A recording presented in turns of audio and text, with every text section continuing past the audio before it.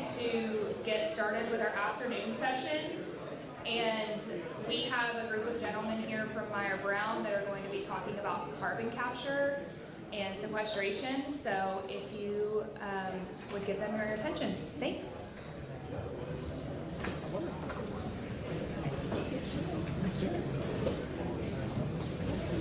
Hello.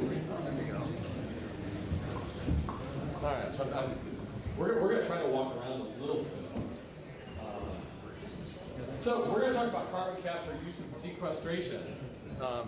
By way of hands, has anybody heard of CCUS and the new initiative? A little bit?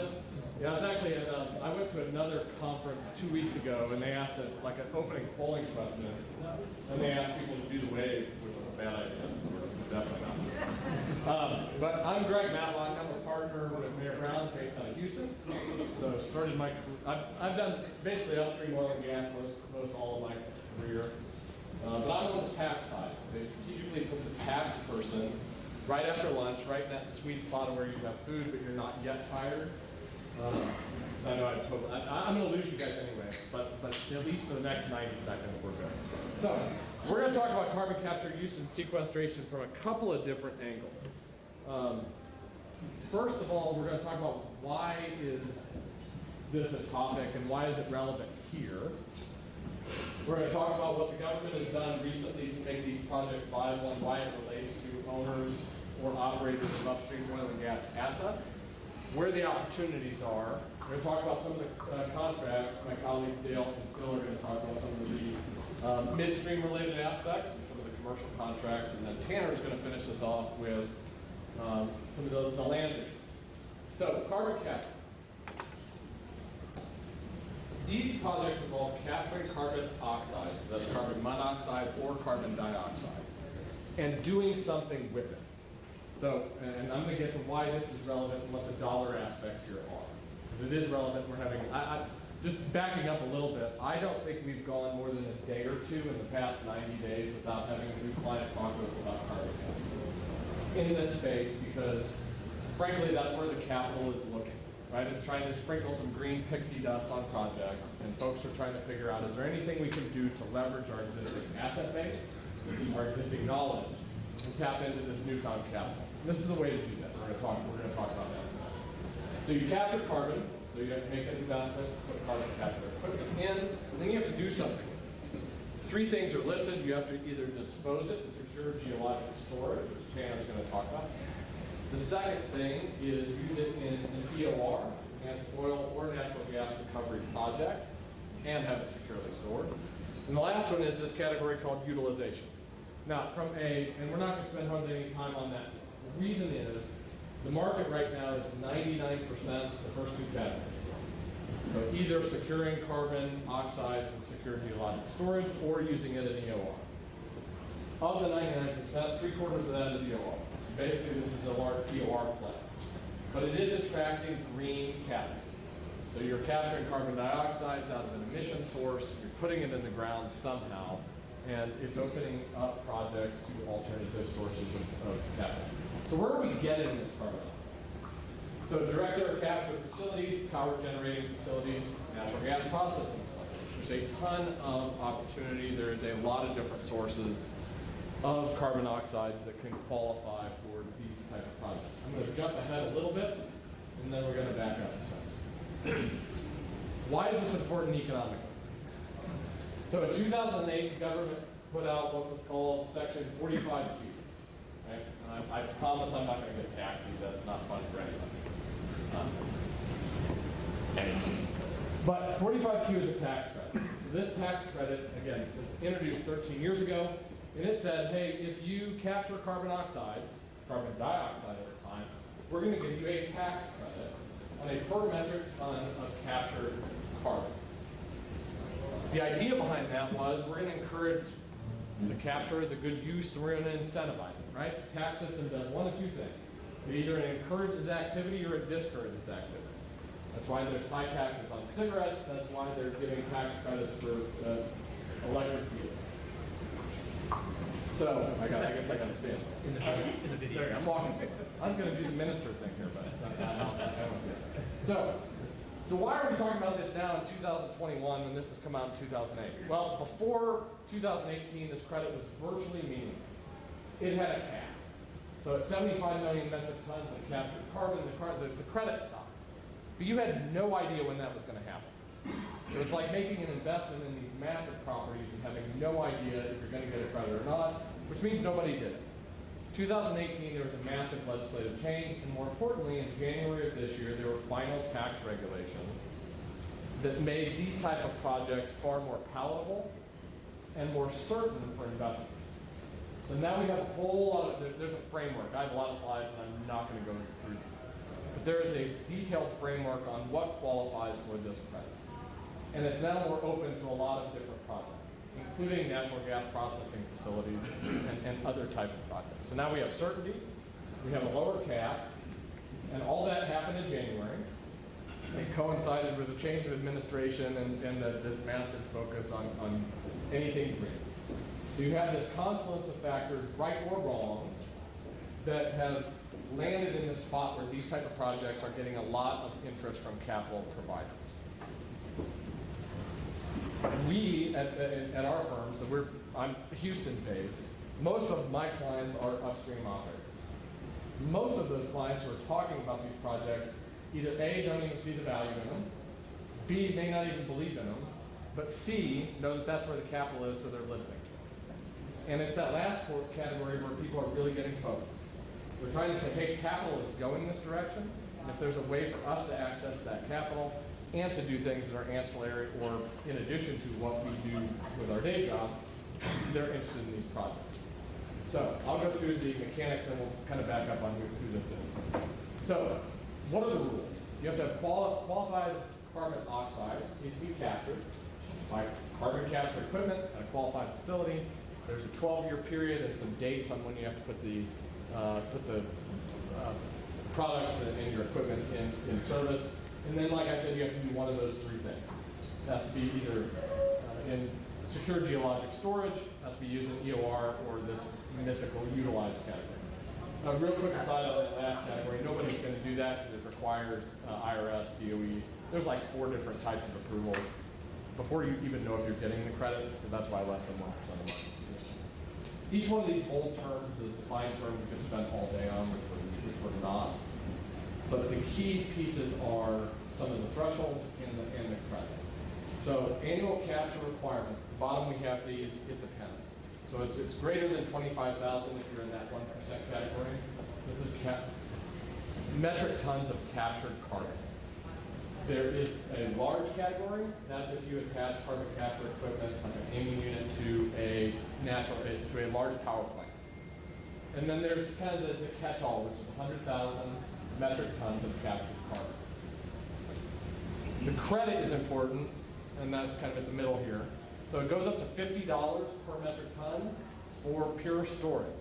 So if I capture carbon oxides and I arrange them to be stored, I can get up to $50 of a credit per metric ton that happens.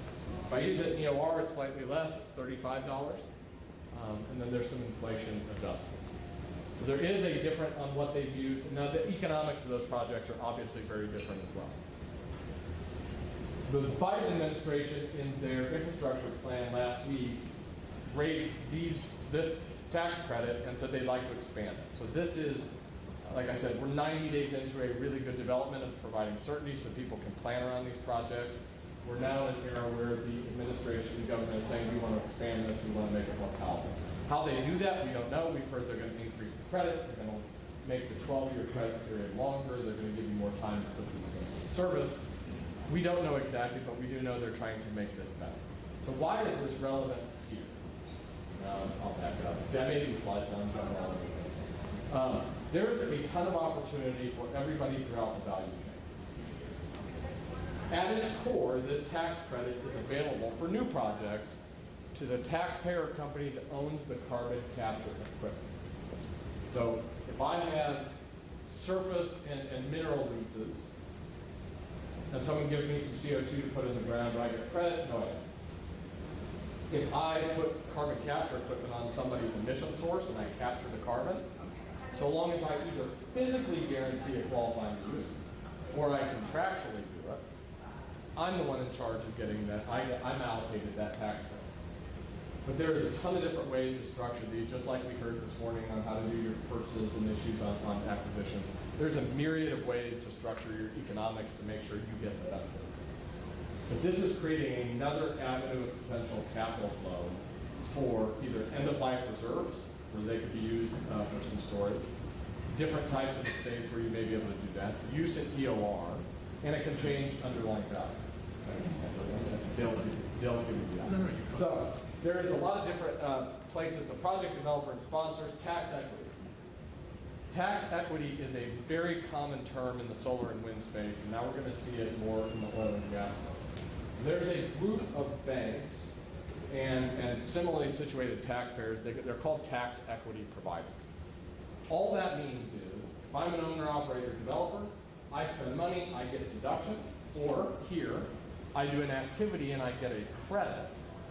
I may not be able to use that credit, right? Because of intangible drilling costs, completion, other deductions. But that credit or deduction is worth something to somebody. And so there's this group of investors called tax equity that basically say, I'll form a joint venture with you, I'll contribute money, and you're going to allocate me all of those tax credits deductions. Right? You're turning an asset you really can't use into real money. It's as if they're buying your tax credit. And the government has said you can do that under certain limited situations, and there's some structuring that goes into that. But tax equity is going to help make these types of projects economically viable. Because the returns they're looking for and the value to the credit, you could almost view tax equity as like takeout financing. These guys are going to talk about some of the contracts, but let's say I'm developing a project. It's going to own carbon capture equipment. So I need to own it to get the credit.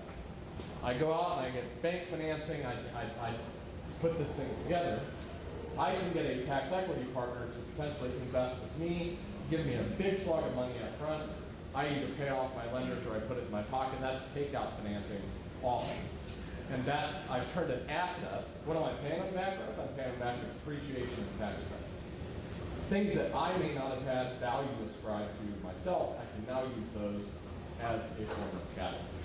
And so this market has been around for 15, 20 plus years in the solar and wind space, and now it's going to be coming into the EOR and secure storage space. So lots of opportunities. We're going to spend, I guess, 15 minutes. I'm doing okay. All right. So what does a project overview look like? You have, and we did this kind of schematic to talk about who's coming in, who can play a role at each different part of the position. So you have to first start with the source. This is the emitter. Right? That could be a power plant. That could be a gas processing plant. That could be anything that emits carbon oxides, carbon monoxide or carbon dioxide, although it's likely going to be carbon dioxide, at a sufficient quantity. There's thresholds like we talked about that are in the slide. So you have to have the emitter, because that's where the carbon capture equipment, either on their property, or close to their property, or in a joint venture with them, needs to be installed. Right? They're taking carbon, they're doing something with it, likely dispensing it. You're going to come in and put an asset and capture that carbon. Then I'm going to have to do something with it. I have to transport it somehow. And I have to get it down to the bottom of the screen. That's the secure geologic storage, EOR, or utilization. So as you can imagine, there's lots of different ways you could arrange these. There's tons of different contracts, as Dale and Phil are going to go into. But these projects can be very, very complex, and oftentimes they're not going to be a closed system. And we're working on one right now that is a closed system. This is a sufficient gas processing facility. It also has surface and mineral reserves. They can take that, they can install carbon capture equipment on it, place it effectively back into their property, and get a tax credit for it. Again, they're not going to be in a position to take the tax credit, but they're going to find someone else who's going to be willing to give them money to effectively monetize that credit. So you can have it that way. You can have it, some of the publicly announced deals, there have been deals announced, 10 to 15 deals, large ones. But these are all kind of captive inside of the oil majors. But they can do it, and they put those effectively in-house on their own balance sheets, on their own assets, because they can use the credit. So you can do it that way. You could do it the closed system way where I just described, where you actually have the asset base to deal with it. Or you're going to end up with where a lot of these projects are going to be is piecemeal. So some investments at the carbon capture and emitter side is going to be different than the investments on the transportation and midstream side, and that's also going to be different on the downhole secure storage and EMR. So there's a lot in here. I'm not going to go through this just given time, but we have detailed slide decks. I guess for this group, what is important, if anybody wants more information, please reach out to us. I think our information is in the folder that you have. We have slide decks we can send. We'd be more than glad to talk. The point here is there is an opportunity from a capital perspective to participate in these type of projects, or it's another avenue to know that assets you may own that could be towards end of life or other uses may have a different value stream associated with that. Right? So even if you're not the one who's going to own the carbon capture equipment, folks are going to need places to put their carbon if they're going to make these massive investments. These guys may talk about the size of these, but it could be 150 to 500 million to $1 billion worth of investments to get this done right. And all those are going to need somewhere to put the captured carbon, and that's where mineral interest owners, surface interest owners, that's where they all become very good. So with that, Mr. Lau, why don't you talk about contractual framework? I will. I'm going to get up there. Okay.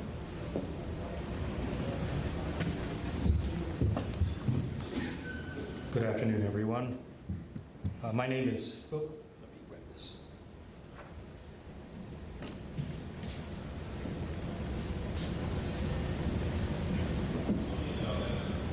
Craig messed me up on slides here. Give me 1 second. Damn tax lawyers. All right, here we are. I think. Here we are. Okay. So unlike Greg, who likes to walk around, I'm 5'6", so any opportunity I get to look down on a bunch of people, I'm taking it. So, my name is Phil Lau.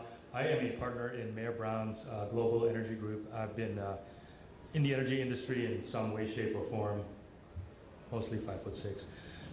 For 30 years, I've been in the business side of it, and most recently, in the last 20 years, I've spent focused very hard on midstream issues here in Texas, Oklahoma, and the various surrounding states.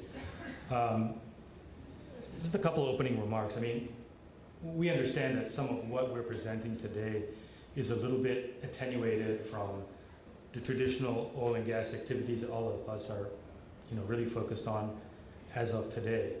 But at no time in my career, and I've been doing this a while, have I seen such a hard, unrelenting focus on things like going green and carbon neutrality. Whereas in the past, hardcore oil and gas people were like, yeah, this is a passing fad and it'll go away and we'll be back to our usual stuff. My sense of it is, and the sense of our group is that is not the case with this. It is here to stay in some way, shape, or form. And so we just think that it is a good idea to get smarter on it, no matter where we are in the business, and to understand some of these projects a little more, because in some form we're going to be involved in this.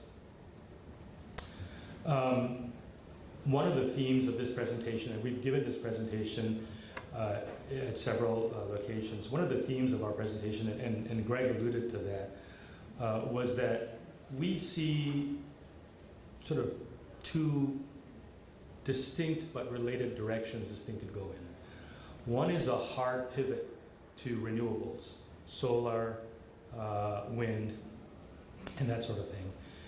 The other is what we like to call energy transition, and it's not our term, obviously, it's a term that exists in the industry, which is really more of a half step.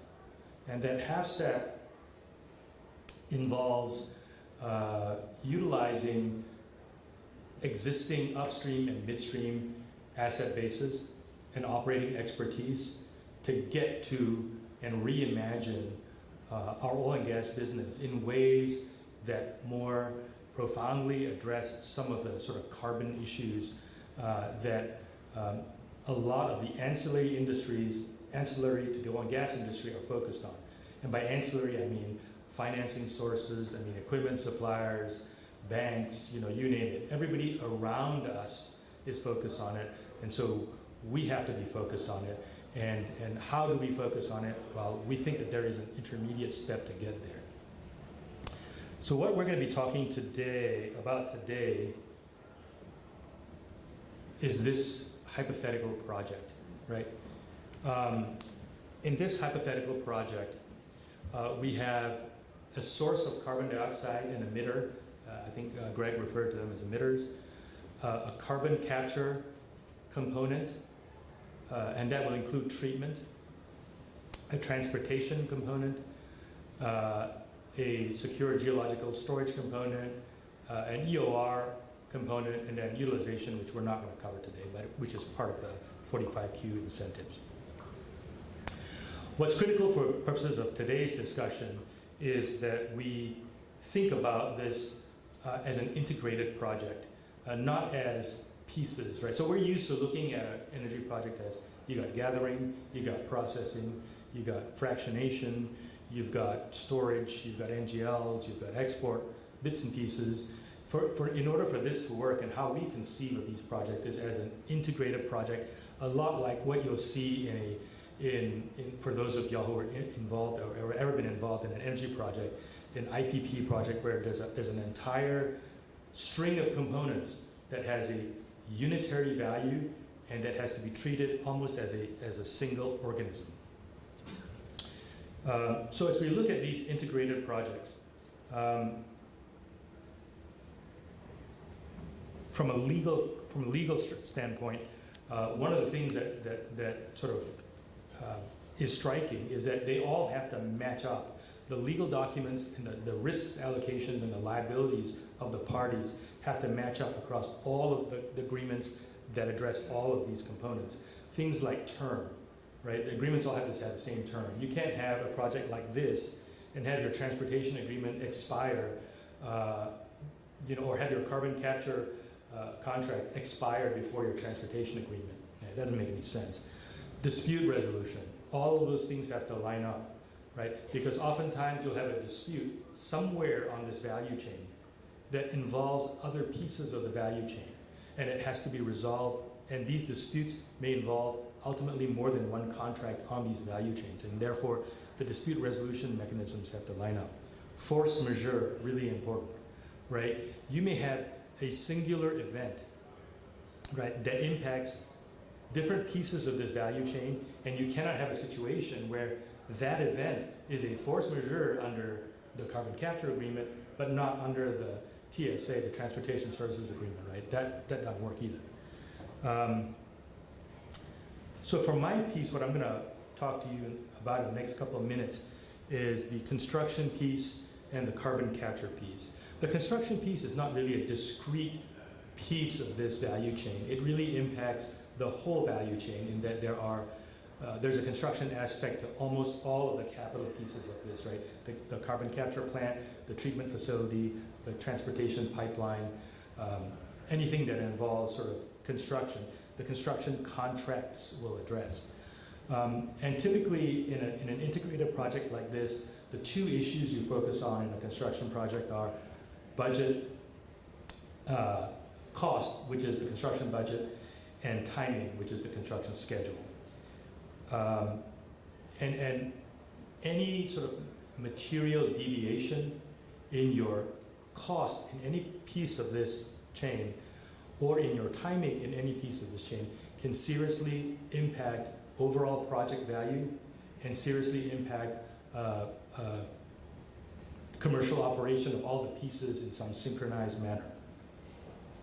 What happens when that happens? Well, for example, if you have a delay in the construction of the carbon capture plant, and that is 6 months late coming online, depending on the structure of the project downstream of the carbon capture plant, you could have a loss of revenue from delayed commercial operation. You could have contract defaults because, for example, there is and we'll talk more about this in a second, there is a minimum volume commitment in your transportation pipeline that has to start on a certain date. If you don't have it starting on a certain date, right, there could be payments that are owed or a default, or an event of default. And so all of this has to be synchronized in construction. Just a few words about how we manage construction costs and timing. One of the critical ways in which owners typically, or project sponsors, will manage construction costs is through the overall structure of a construction project, right? And you have two broad options here. You have the fixed cost contract or fixed price contract, and you will have a time and materials contract. And each has its own sort of cost and benefit. A fixed price construction contract for any of these things, right, gives you some assurance, some ability to model pricing in a stable and reliable way, right, absent change orders. However, overall, in a fixed price contract, when you go to a contractor and say, I want a fixed price for this pipeline, the contractor will say, great, and I'm going to include in there my risk premium, which you're going to pay, right? So there's a risk premium involved in fixed price contracts that you're trading off for a little bit more assurance on what the overall price will be. So the better solution, of course, is time and materials contract, right? Not necessarily. Because a time and materials contract, the selling point for a time and materials contract is you pay as you go, you use what you use, you don't pay for what you don't use, etc., etc. What this doesn't take into consideration is the complete asymmetry of information between the contractor and the owner, right? The contractor knows everything, and the owner struggles, even big owners, even owners with full-bore construction staffs, and we work with a lot of them, 30 people in their construction group, including Primavera schedulers, including budgeting people, including procurement people. Even owners with those kind of full-blown staffs struggle to keep up with a contractor who's putting out a time and materials contract. Validating those payment requests, validating contractor progress is a very, very difficult thing, right? And so there's a trade-off there too, right? And so you pays your money, you picks your poison on those. The other big issue in terms of construction contract is schedule, right? How do you monitor schedule in construction contract? So typically in most big projects, and you guys I'm sure have seen this ad nauseum, there's a contract package called Primavera, a product called P6, which is produced by Primavera, which you will use to validate a construction schedule. Usually these are part of the construction contract. They're agreed beforehand. The contractor will then agree with the owner on a critical path construction schedule, critical path milestones to monitor the progress of construction. How would you enforce these critical path milestones? Well, typically you would not allow delays other than through a signed change order. And most construction contracts contain provisions for delay liquidated damages, right? Where if the contractor is late for certain milestones, certain identified milestones, then the contractor has to pay delay liquidated damages. The negotiation in these things is always around what are the milestones, how many milestones, what are the liquidated damages, what's the maximum amount of liquidated damages the contractor has to pay. And then one sort of best practices tip. Never ever agree that the delay liquidated damages are the owner's sole and exclusive remedy, right? That's always kind of the push, right? If you want delay liquidated damages, then make it your sole and exclusive remedy. You can't sue us on top of that, right? The sort of medium negotiation point there is we won't sue you for it, but we have to have the ability to terminate the project. Because otherwise what you get is a contractor that makes a calculation on exactly what those delay liquidated damages are versus completing the contract on time. And then you get what's called a incentive for economic breach, right? Where it costs the contractor less to pay the delay liquidated damages than to complete the contract on time, right? And so what you always want to have is the ability to terminate that contract. That, I will add, is a nuclear option, right? It's almost never exercised. It sounds good on paper, but it's a tough one to exercise. All right, I'm going to move on to the next component in our little schematic there, which is the carbon capture agreement. This is the agreement that governs the offtake of CO2 from the emitter. The hypothetical emitter here may be a power producer, and attached to the power producer, let's say, is a hypothetical amine facility that takes all that CO2 out of the stream produced by the emitter. And that CO2 is either purchased or in some form title is transferred at the carbon capture facility under the auspices of this offtake agreement. Okay? Really, a couple of critical commercial points on the offtake agreement. Let me go back to this now. Bear in mind that in these projects, you have a project sponsor that is committing to spend capital to build out the infrastructure to do all of this, right? A necessary prerequisite of that is the ability to identify and enforce reliable revenue streams, right? And so because of that, a project like this cannot be exposed to peaks and valleys in CO2 production, because then you put the project revenue stream at risk and all of that capital, which is subject to sort of loans and so forth, all of that becomes at risk. And so one essential component, and Dale will talk a little bit more about this in some of the other agreements, one essential component, commercial component of the carbon capture agreement is a minimum volume commitment, which is a deliver or pay commitment. You either send me this many metric tons of CO2 per month, per day, per week, however you want to structure it, or right, you compensate me for that shortfall, because I have to know that I'll have that revenue to service my loans and assure my return on capital downstream of this agreement. And so this minimum volume commitment, and Dale will talk a bit more about this, is not just a feature of the carbon capture agreement, but it is something that appears downstream of that carbon capture agreement as well, so that all the bits and pieces of this value chain that handle carbon will have some form of a minimum volume commitment, both to assure return on capital as well as oftentimes for operational reliability purposes.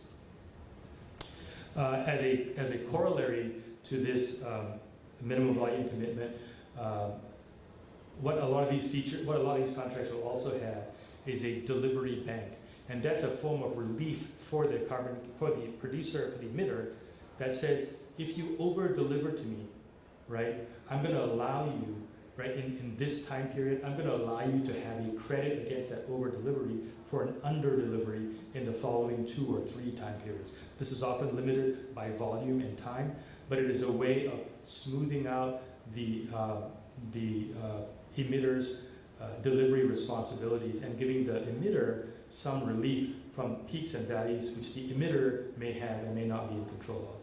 Right. So with that, I'm going to hand this over to my partner Dale Smith, who's going to talk about some other aspects of this value chain.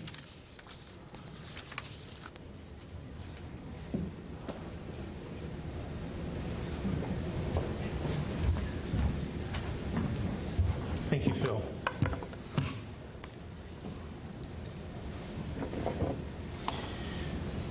We're tag teaming here with 4 people. We realize that, as Greg mentioned, we've given this presentation with numerous slides, so this is our first time trying to cut this down to something manageable within an hour. So I'm going to significantly cut out a large portion of mine. What I was going to talk to you about was mainly the contracts, and I'll touch on it very briefly from a treating standpoint, from a midstream standpoint, mainly so I can get my colleague Tanner up here, because we're land folks here, and this is mainly to talk to you about land and storage. I'm also in our Houston group. I'm a partner in the Global Energy Group. My practice is primarily in the commercial transactions. I've done upstream and a lot of midstream, gas, crude, water over the last 30 years. I've done a lot of land work like our group here, mainly for financial institutions in connection with their financing agreements. Doing title work and a lot of the same stuff you do. We're really excited, as you can probably tell, about this opportunity, not necessarily because this is maybe an affront on the oil and gas industry, but we think this is a way that the oil and gas industry can become more socially conscious, more in line with all these ESG initiatives. So we think this could work collaboratively with their current business models And so we think this could be a win-win. And as you're hearing today, this is a huge opportunity for a lot of folks, and hopefully for a lot of land folks too, certainly on the storage side. There's going to be a lot of land issues, and a lot of that Tanner will get into with you next. I'll just make a few points. Where this is really going to make sense is in certain areas. I'm from Louisiana. I'm a Coonass, and Louisiana is perfectly situated for these types of projects because they have all of the pieces, parts. They have a huge amount of emitters, CO2 emitters, greenhouse gas emitters. They have pipeline infrastructure, although a lot of it is natural gas, but it can be converted to CO2. And they have a lot of salt domes and storage caverns. So it's really going to make sense from the economies of scales and modeling when you can take this infrastructure and have it apply to many different types of carbon emitters. And that scale is just going to make these projects more affordable and economic. I don't think I'm going to get to my storage slides because I don't think we're going to have, especially if we have questions. So I'll just mention it now. I was going to come back and talk about storage later. But for those companies that are going to move into the storage piece of this, this is a huge potential opportunity from a fee structure. I've seen a lot of diagrams and presentations, and they depict a balloon, and the balloon at the surface level is the CO2. It's in a gas state, and as that CO2, the CO2 has to be injected way below the water table, way down into the earth. And as it moves and that pressure increases on the gas, it turns into a liquefied state. So that balloon goes to a minuscule dot. So if you can charge fees at the surface level for humongous volumes, we're talking about metric tons, massive metric tons of CO2, and sequester that underground and store an enormous amount of it in a very small liquefied form, then it's going to be very optimal and economic for certain businesses that get into the storage area. I'm going to turn it over to Tanner now and skip a lot of this. And if we have time at the end, if there's questions or people want to talk more about storage, I'll just make one more point there. Right now, the storage is taking for up to 2 years to get a permit, which is crazy because it has to go through the EPA and they have to make sure the plumes of that CO2 underground are not going to affect the water tables. And that modeling and analysis takes professionals, and it takes a long time to go through many iterations.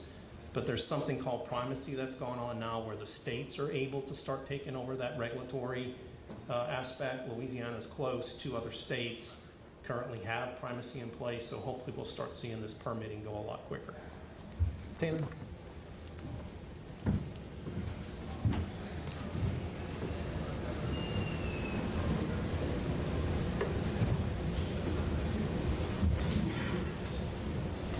Okay, great. I'm Tanner Sykes. I'm 6'2", but despite my height, all these guys look down on me every day as the newest associate at Mayor Brown. This is my 2nd week with the firm, so I'm very happy to be there. And my first time to be involved in this project, so thanks for bringing me in. I've spent 14 years in the oil and gas business. I started my career here in Midland, and as a landman, that was back when I didn't know an acre from an MCF, straight out of college, and quickly moved to Houston, started with El Paso. I was with El Paso for about 10 years, and then went to law school at night, and then went over to Sierra Resources. We were operating on the Gulf Coast, primarily Eagleford and Alamos in that area. So a lot of good experience on the upstream side. I am a certified professional landman, so I think about this like probably many of you do. So what is enhanced oil and gas recovery? I typically think about this more in terms of conventional reservoirs. I've talked to a few people, some geologist friends of mine, about EOR with shale. And that's low perm rock, and if you try to inject gas into a low perm fractured rock from hydraulic fracturing, you're going to sweep the fracks, right? But what we think about with injection here is more about like strat traps, 3- and 4-way closures, salt domes. I mean, these are depletion or water drive reservoirs that are good candidates for this type of operation. So just a little primer on this in case you're new to EOR. You have primary recovery, which is kind of your initial flow, just your initial drawdown. Secondary recovery typically involves some sort of injection of gas or water. And then you have tertiary recovery, which in most cases involves the injection of gas or CO2. And we all probably know some of the operators that have been very heavy in that kind of operation over the course of years. So you can kind of see where the recovery factors go, and these are conventional reservoir recovery factors that you see here. But immediately, this has not been a focus for shale, although I do know that some of the operators, even Permian Basin operators that are more heavy on the resource play side, are looking at opportunities for old well bores or abandoned well bores that could be good injectors where you could store CO2 in the future. So they may have some future utility. And also just in terms of the scale of the volumes we're talking about, I went to law school, so I didn't have to do math, but I'm going to kind of go out on a limb here and say, so 100,000 metric tons, I believe, equates to, and that's over the course of a year, equates to about 1.4 BCF of CO2. 1.4 BCF divided by 365 is about 4 million cubic feet a day of CO2. So you can kind of understand what kind of volumes we're talking about in order to have a qualified project. Let's go to the next slide.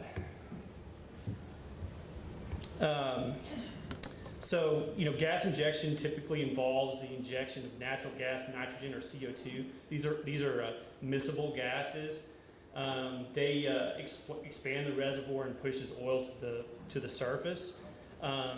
Or the gas will dissolve into the oil and lower its viscosity, which allows it to be produced more easily. Gas injection accounts for about 60% of all the EOR projects, and you can find these projects in Kansas, Mississippi, Wyoming, Oklahoma, Texas, Louisiana, pretty prolific on the Gulf Coast. As Dale mentioned, because of all the salt domes, you can see them across southeast Texas and Louisiana. Denbury has been really prominent there. And so what we've been, discussing throughout the day is this 45Q tax credit. And as one of you, I can kind of understand when you hear about this ESG movement, it, typically evokes certain emotions and some eye rolls. But, if you haven't been affected by it yet, you will be, because whether you're on the private side or the public side, the capital providers are all very focused on this. And even if you're, private capital, and you're investing in oil and gas projects, your buyer someday is going to be focused on this. So it is worth paying attention to. And so because this 45Q tax credit is financeable, it unlocks capital for the whole value chain, which could make these EOR projects profitable, whereas in the past it may not have been an economic venture. So for a vertically integrated or a closed circuit operation, the credit could serve in direct ways to boost and make that project financially attractive. And then in non-vertically integrated projects, the credit can free up funds upstream for the injection of the injection operations to help make the EOR recovery process more economic for the producer than it would have otherwise been. So this is, it's a key point. 45Q could make EOR feasible in many states where emitters are located closer to potential EOR or storage sites. And in Texas, we have a lot of storage capacity for CO2. And then moving emissions from a power plant or other carbon emitting facility may not require the use of pipelines to cover long distances because, we emit a lot of CO2 here in the state, and we were also close to where you would have a good injection site. So in Texas, we're set up very well for this. Okay, so I'll move quickly through this. So I think about this in two different ways, especially from the land perspective. You have EOR and you have sequestration. And so I think it's important to kind of differentiate the two when we think about what the implications may be from the land side. In geologic sequestration, it requires a Class 6 well permit from the EPA. Subpart RR is for facilities that conduct geologic sequestration. It was typically thought of as overly burdensome. Involved in this reporting were a myriad of things that you had to meet historically, and then for EOR, it requires a Class 2 well permit from the EPA. Subpart UU is for other facilities that inject CO2 underground. This is for all other facilities that inject CO2 underground for purpose other than geologic sequestration, such as enhanced oil and gas recovery or any other purpose. Facilities injecting CO2 into UIC Class 2 wells for EOR are required to report the amount and the source of CO2 received for injection under subpart UU. Not required to report. You are not required to report geological sequestration unless the facility holds a Class UIC 6 permit for the wells, or the owner chooses to opt into subpart RR by submitting an MRV plan to the EPA and receiving approval of the plan by the EPA. You are not required to develop an MRV plan or report additional information required for facilities that conduct geologic sequestration. So, under the current rules, sequestration facilities can use the ISO rules instead of subpart RR.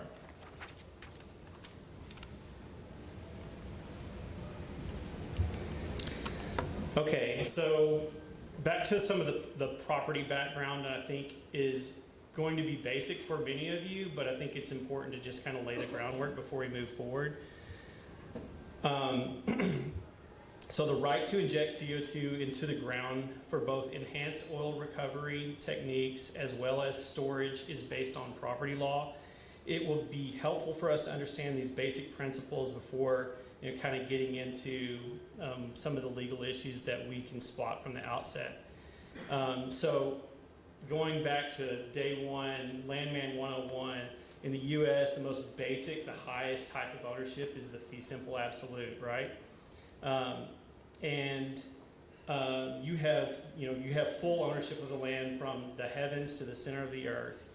And then from there, that fee simple estate can be divided into many parts. The mineral estate can be reserved.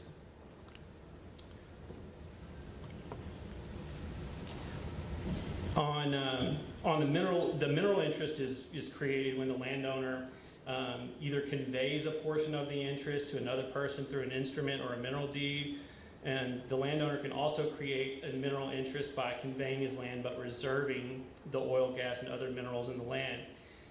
If an owner does not expressly limit the transfer of the surface estate or otherwise retain the minerals, the mineral estate is automatically conveyed along with the surface with the sale.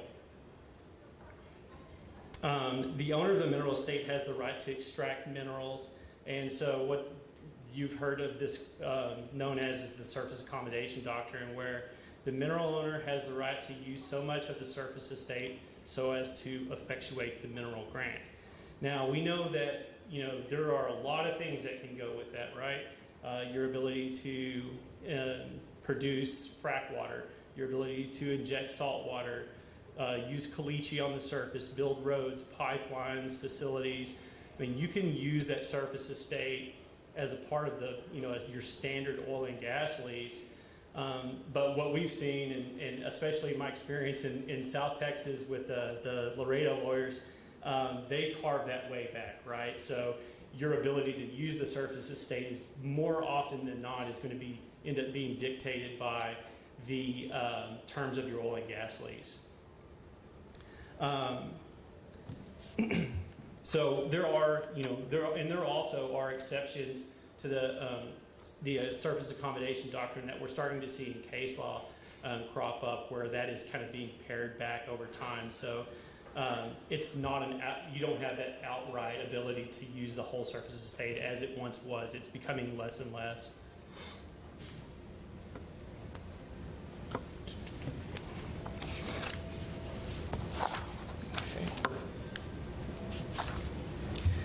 Okay, so from here, ownership rights may be, further divided. The ownership of the mineral estate includes the 5 well-known types of rights: the right to develop the minerals, including the rights of ingress and egress, the right to lease, which is known as the executive right, the right to receive bonus, and the right to receive delay rentals, the right to receive royalty.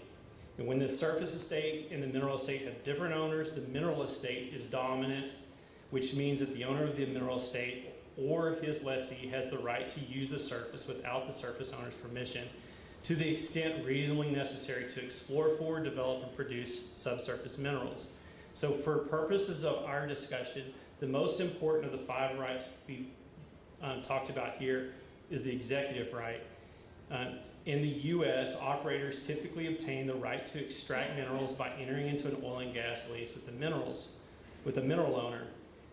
The oil and gas lease is therefore the primary instrument of the ownership of the mineral rights. Even though it is a subdivision of the mineral estate, it retains its status as dominant over the surface estate. Through an oil and gas lease, an operator of oil and gas properties has the right to use the surface estate, including things like the pore space and the water that is produced, whether it's alongside the production of oil and gas or fresh water needed for frac purposes. That are all these that are, so long as it's reasonably required to extract oil and gas from the properties where the minerals are located. As you will momentarily see, however, owning mineral rights, whether through an oil and gas lease or outright as the mineral owner, doesn't eliminate all the questions you have when we start talking about sequestration and EOR.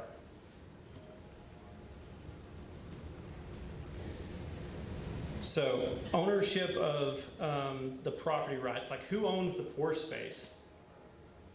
So in the next 2 slides, you'll see the basic principles of ownership that for both EOR and geologic storage. Under the 45Q regulations, qualifying geologic storage includes saline formations, oil and natural gas reservoirs, and unminable coal seams. Various states have applied their laws of property ownership in one of 2 ways. There's the majority rule, where, or this is also known as the American rule, which provides that the surface owner owns the pore space. States that have adopted this rule include the following: Montana, Oklahoma, Louisiana, New York, Michigan, West Virginia, New Mexico, and California. Some states that have passed statutes that firmly vest pore space ownership in the surface owner are Montana, Wyoming, and New Mexico. And then there's the minority rule. So this is less common, and it's also known as the English rule. Under this rule, the owner of the mineral rights also owns the pore space. Only Kentucky and Texas have lingering case law in which the minority rule was articulated as the standard. The Kentucky case law is quite old, however, and the Texas case law is ambiguous. Most commentators suggest that in both states the majority rule will eventually prevail, even though the statute, either through statute or through an overruling case. However, as long as there's ambiguous case law outstanding, we must note that there's some ambiguity to this situation. So a couple of Texas cases that are on point. One is the Mapco case. It's Mapco v. Carter. And in this case, there was a salt dome that was, the mineral owner owned the salt dome. They mined the salt and left a cavern. The surface owner granted rights to use that salt dome as a storage, a geologic storage location for gas. And a lawsuit ensued, and the court held that in that situation that the mineral owner owned that cavity, which was certainly contrary to how I would have thought that would have come out. There's also a federal case that using Texas law that reaches the exact opposite conclusion. And then I think it's also worth mentioning the Lighton v. Anadarko case. So you may have heard about that case today. but it certainly is relevant for what we're talking about here. And for those of you that are not familiar, just a brief overview of that case is, so Anadarko had a lease on Chaparral Wildlife Refuge in, I believe it's in Dimmitt County. The adjacent land was owned, the surface was owned by one of Briscoe's many ranches, and the minerals under that were owned by the Light family. And so Anadarko tried to drill a well on the refuge, was denied a permit, went to the adjacent landowner, Briscoe, got a subsurface easement to drill onto their minerals and to produce, and the mineral owner, being Lightning, or the mineral lessee, Lightning Oil, sued Anadarko for trespass. Ultimately, the Texas Supreme Court held in favor of Anadarko, stating that the ownership of the pore space held by Briscoe was sufficient for Anadarko to get their subsurface easement and produce it from those adjacent lands. So I just point to that case to say, like, Texas courts are starting to rule in that way, that pore space, that rock that's, you know, buried thousands of feet beneath the earth is still owned by the surface owner. So I think that that's relevant. So a couple of concluding points here. In the vast majority of cases, a surface use agreement will be required with the surface owner to have the right to inject and store CO2 in the land. I can think of exceptions to this. Certainly, if you have a large lease or a large unit where that gas is produced on that unit and then re-injected to the ground, there's certainly ways to make that work. But it's very fact dependent. But you want to think about, you need to look in your chain of title and make sure that there's no issues affecting that pore space, because that can certainly crop up later when you're looking at this for either sequestration or for EOR. And then another thing to think about is that CO2 injection could displace existing minerals. So, even though you get a subsurface easement to inject CO2 in the ground, you could have an issue with other mineral owners that are either near or within or adjacent to those lands where their minerals could be displaced. And those are the two main issues that I can think of. But there's certainly a lot of exceptions. It's very fact dependent, so you want to be careful whenever you're approaching one of these projects. The right to produce oil and gas is part of the mineral estate. The mineral estate also has the right to use the surface for the production of that gas.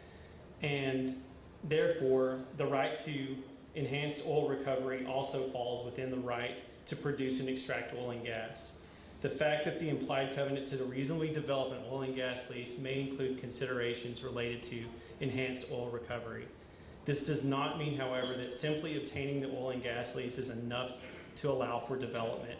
EOR techniques, like as I said, can displace mineral owners' oil and gas and other minerals, and therefore any operator engaging in EOR will need to consider the scope of its operations. Perfect. Well, they left the tax guy with the mic, so that's a bad idea. But we went over 2 or 3 minutes, so we apologize for that. 2 quick things. One, thank you for allowing us to present and meet you. It's nice being back in a live conference, and for letting me walk around a little bit, because I'm antsy and Second, we didn't save any time for questions, so we're going to be out in the hallway. If anybody has any questions on this, or if anybody wants any of the materials, if they're not already posted, please let us know. We'll get that. So, thank you.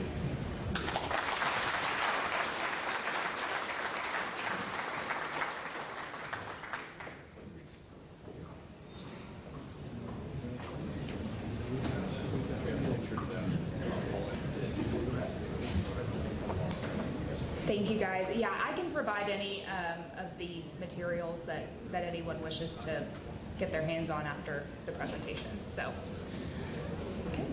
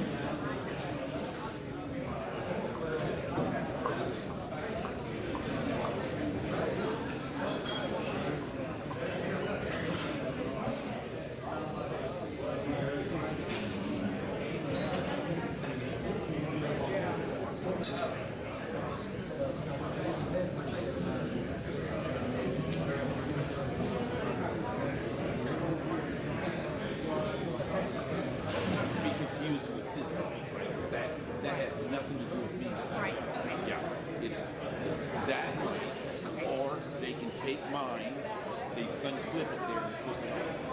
I think they're just gonna have to speak. The other lady's just gonna use the mic to stand. Okay. Yeah, it won't be the same thing, but it seemed like it was reasonable. I have two mics on my camera. Normally one of them is off, and only this one is on. But when that other guy was doing his thing, I turned my other mic on. I see a little echo there, but I think people can hear it. That's the problem doing these kind of things. Why you never know what you're going to get. I know. Well, I'll get the mic situation figured out better next time. Hey guys, I know everyone's probably getting antsy after lunch, but we're going to go ahead and get started. We're a few minutes behind schedule, so if everyone can just, you don't have to sit down, but maybe just make your way back to your seat.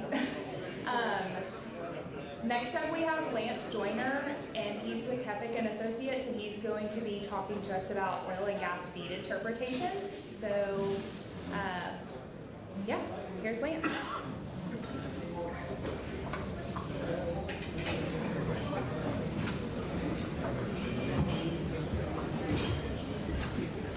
Just forwarding back. Just forwarding back.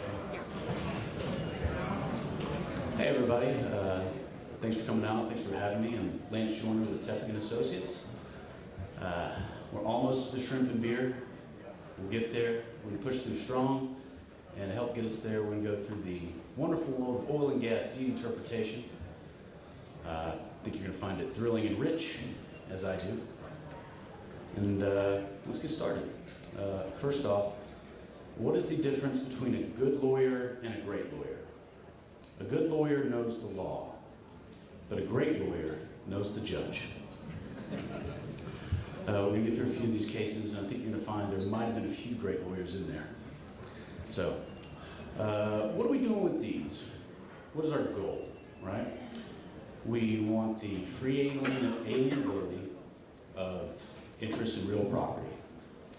We want people to be able to own property and convey it in pretty much any way they want. Now that a competing interest with that is predictability. So how do we reconcile free will and predictability? So the competing interests, like I said, we have the individual, the right to freely convey all of your property, some of your property, different quantums of your property, and we have the subjective intent of the people executing the instrument. On the other hand, we have predictability as a society. What do we want? We want certainty. We want the words that we put into a deed to have meaning and to be as close to ironclad as we can get. We're going to see that we don't have that.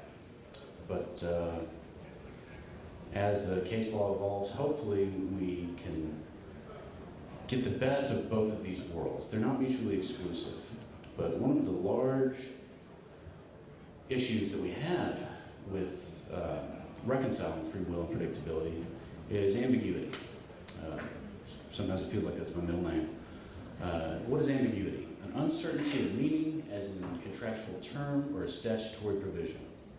So when we're looking at a deed, we determine whether ambiguity exists in a deed. We want to know not that two parties maybe have two interpretations of an instrument, but both of those interpretations have to be reasonable.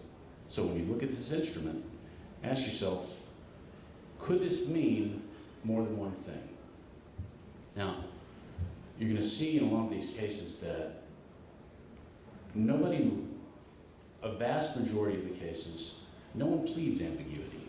In fact, it's quite the opposite. Both sides come in and it's totally unambiguous, but it's unambiguously my way, not your way. Extrinsic evidence. So when we think about extrinsic evidence, we're talking about information that comes from other sources besides the four corners of the instrument that we're looking at. Statements between the parties, circumstances surrounding the agreement. Now, extrinsic evidence is usually not admissible to contradict or add to the terms of an ambiguous instrument. But it's important to remember that when we talk about that extrinsic evidence, it's more from the subjective intent that we don't allow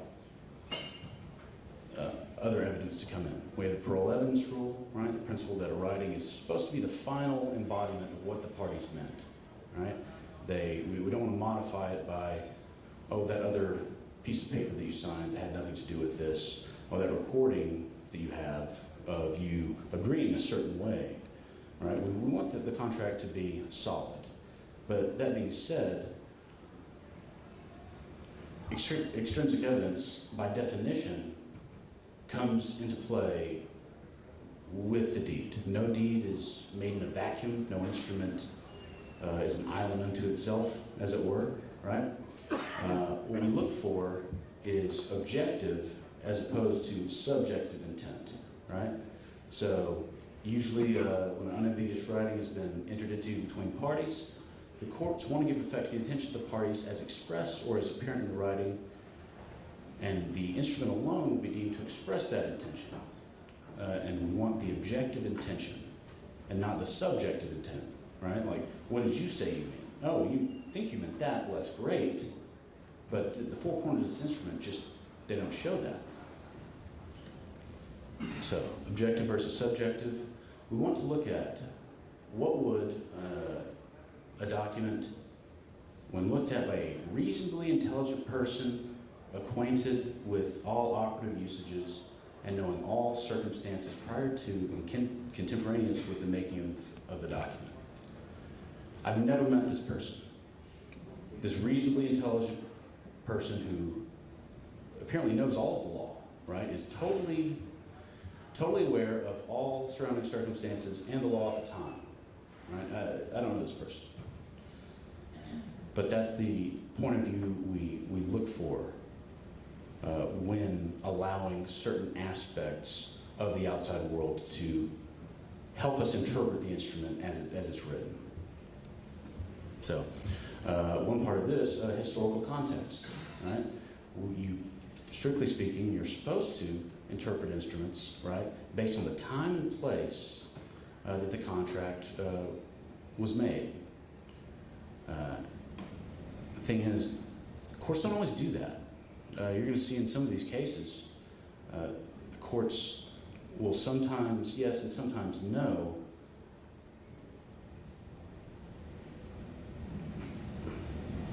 I guess what time period they're thinking about, right?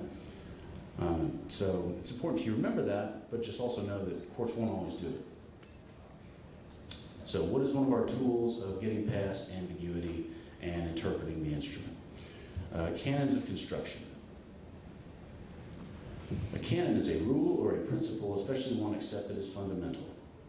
Now, in practice, if you ever want to read a fairly voluminous paper, but a great paper, Bruce Kramer's The Sisyphean Task of Interpreting Mineral Deeds and Leases. So he states in there, canons of construction are really statements of judicial preference for the resolution of a particular problem. They're based on common human experience and are designed to achieve what courts believe the normal result would be. This fantastical, reasonable person, what would he do? What would she do? Commonly used and misused canons of construction. The greatest estate canon, right? We generally would like, for all things being equal, the greatest estate to pass by operation of the instrument. It'd be construed against the grantor canon, so you're the person conveying the property. You had every ability to limit what you wanted, reserve what you wanted, so you're in a position to control what the instrument says. Construed against the lessee. Well, that's kind of the opposite of construed against the grantor, but usually in the situation, the lessee is the more knowledgeable party vis-a-vis oil and gas and minerals. We also have the construed against the drafter canon, the four corners canon, the harmonizing canon. I generally think of those as virtually going together. The repugnant to the grant canon, which is if it goes against the grant, if it makes the grant impossible, well then we get rid of it. General versus the particular canon. Numerous canons of construction go into our interpretation and our analysis, but always remember Bruce Kramer's second law of interpretive dynamics. For almost every canon of construction, there's an equal and opposite canon. So, let's talk about the elements of the mineral estate. Now, we hit on that a little bit earlier. I want to ask you a question. Put this in your mind for a second. Don't answer it now. Would you rather own a 1/2 mineral interest or a 1/2 royalty interest? As an attorney, it depends. I get that answer a lot. So, we talk about the bundle of sticks, usually when we're talking about the mineral estate.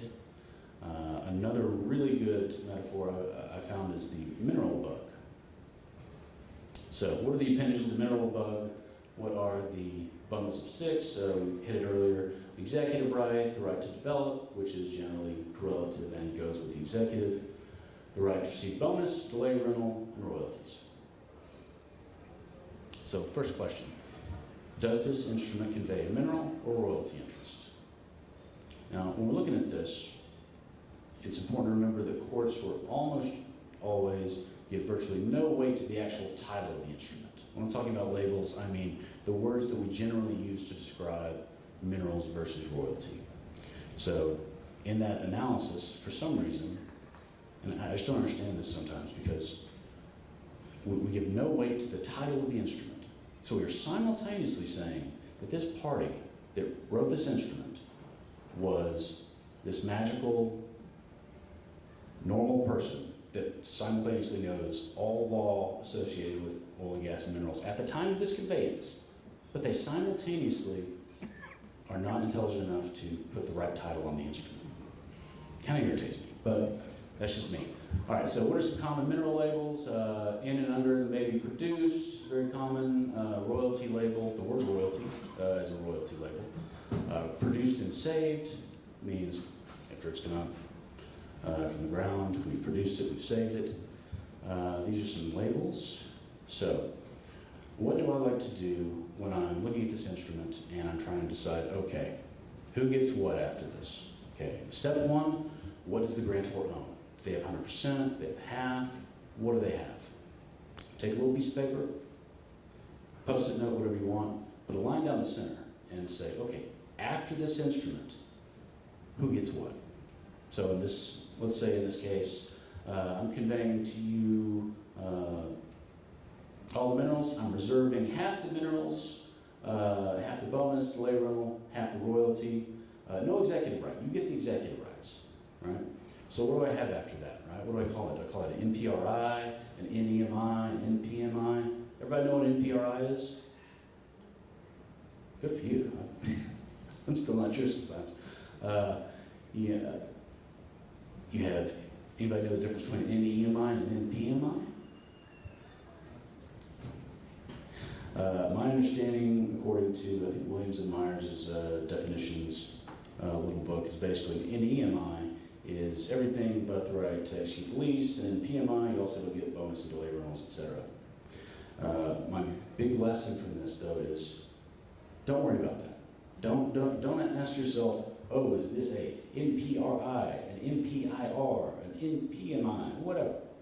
Ask yourself, on that piece of paper, who gets what before and after? All right, we're going to start in 1945 with Watkins v. Slaughter. So, I'm conveying to you Blackacre, along with 15/16 interest into the oil, gas, and other minerals. The grantor retains title to a 16 interest in the oil and gas, other minerals, in and under that may be produced. So we have our mineral label, but it is distinctively agreed and understood that the grantor shall not receive any part of the money rentals paid on future leases, and the grantee shall have authority to lease said land and receive the cash bonus and minerals. And the grantor shall receive the royalty retained herein only from actual production of oil and gas. So, what do we have here? We have two competing labels. We have a royalty label and a mineral label competing. Issue, what's reserved? And what's the big deal here? Does this party get a 1/16 royalty, right? Are they going to get the flat fixed 1/16? Or are they going to get the mineral interest and be diluted to a 1/128 royalty? The court in this case held that it was a 1/16 royalty. They focused on the royalty label and the recital that the royalty would come from actual production. So it's 1945, you've just seen this, all of a sudden, what do we know? Okay, I think a royalty label should control over a mineral label, everything else being equal. And they mentioned actual production. I think that's something. Well, let's see if that ends up being a controlling item. So the court noted the word royalty. Note the power of the royalty label in this instance overcame the mineral label. So it's Altman v. Blake. Now, if you'll notice, this is the case that first defined our bundle of sticks in an ironclad way. Now, notice this is 1986. That was the first time we had all 5 appendages of the mineral bug, all 5 elements of the bundle of sticks listed out for us plainly. So that just gives you a kind of an insight into the fact that we're not looking at one static thing every time you look at a deed. You're looking at a process of well over a century of people trying to do things, people trying to convey a certain way. Courts looking at how they tried this. You're going to get uncertainty that's brought on by inconsistent judicial decisions. Then people see those decisions and they say, okay, well, I have to comport with that or somehow deal with that decision. And what ends up happening is we end up opening up the window to lots more ambiguity. But let's get back to Altman. The grantor does hereby grant, convey into the grantee an undivided 1/16th interest in oil and gas and other minerals in and under that may be produced. All right, so we got a mineral label there. The grantee does not participate in any rentals or leases. Now, if you look at the language that the 3 dots there have after the leases and before together, if you actually look at the language as it is in the case, this deed has some typos in it. It clearly has some typos. They have a little bit of legal description right there in between that leases and together. So that's another aspect that we have, is we have the imperfections of the court and the imperfections of parties in what they do understand. And by the way, sometimes it will look as if someone took 13 or 14 terms of art, threw them up into the air, and let it land somewhere on a piece of paper. So in this case, all right, so we're granting the 1/16th interest mineral label together with, but grantee does not participate. So you've got this mineral interest, you're not going to participate in rentals or leases. What is this? The court said this was, is this a 1/16th royalty or a mineral interest, right? So is the grantee can get a 16th or a 1/128th. The grantee argued that the interest was stripped down to basically the royalty interest. The court wasn't convinced. The court distinguished between Watkins v. Slaughter by looking back and saying, wait a second, what don't you have in this case that you had in the other case? You don't have a competing royalty label, right? We never say the granting clause, like there's no royalty label there, there's no royalty label in the later clause. So if there's nothing to argue about, well then yeah, it's a mineral interest. Stripped down of what you stripped down in the previous clause. French v. Chevron. Now this one, I really feel for whoever drafted this instrument. I kind of go back and forth over whether I agree with it or disagree with it. I'm leaning more towards saying, okay, fine, I'll go with it. But, well, let's see what you think about the language. So the grantor is conveying an undivided 50-acre interest, being an undivided 1/656.17 interest, however you pronounce that, into all the oil, gas, and other minerals in and under that may be produced from the tract. So what do we have here? We have our first mineral label in the granting clause. Now, this next bit is understood and agreed that this conveyance is a royalty interest only. I added in the underline because it seems extremely important, right? I mean, that's very plain language. This is clearly only going to be a royalty interest that you're getting. Now what does the drafter do? So is it a royalty interest only? Neither the grantee nor his heirs or assigns shall ever have any interest in, delay, or other rentals, revenues, monies received derived from the leasing of said lands, present or future, renewal and extension of any lease now on said lands, neither will the grantee herein or his heirs and successors, blah, blah, blah, have control over the leasing, right? You don't get to control the lease. You don't get to get your bonus. So what do they do here? This drafter, I think he probably meant this was going to be a royalty interest, right? What does he do? He gives the first quantum, and then what does he do? He describes everything that a royalty is once you strip down all of the appendages of the mineral bug, right? So if you strip enough appendages away, right? If I strip away the executive rights from the mineral bug, is it still a mineral bug? If I strip bonus and delay rental, what is it? Is it now a royalty bug? If I have no other elements of the bug left? No, it's a mineral interest. So the court in French says, look, you stripped away all of these interests. That's great. Why would you do that if you only meant to convey a royalty? I mean, my response is, because I'm trying to describe what I'm trying to give you. Right? Come on, what are you talking about? The court said, well, that would be totally unnecessary, right? And so what we get from this case is, on its own, when a deed conveys a royalty interest by the mechanism of granting the fractional mineral estate, followed by reservations or stripping, what's conveyed is a fraction of royalty, not a fixed fraction of total production. So, MPMI, basically. So, what do we know not to do now, right? You shouldn't strip away other elements if you're trying to describe a royalty, right? So clearly, in any case, in the future, if somebody tries to strip away elements of the mineral bug, they should call it a mineral interest, right? Not a royalty interest. Of course, that's wrong. We get that in Temple Inlet. So let's look at this. In respect to the undivided 1/16th part of the interest in all oil and gas and the minerals retained by the grantor, it is understood to read that said 1/16th interest is and shall always be a royalty interest, and shall not be charged with any of the costs the grantee may incur, and grantor's 1/16th royalty interest shall be delivered cost-free, or free of cost. It's expressly understood that all drilling operations and development for oil and gas and minerals shall be solely at the grantee's option. Election grantors shall not be required to join or ratify any lease.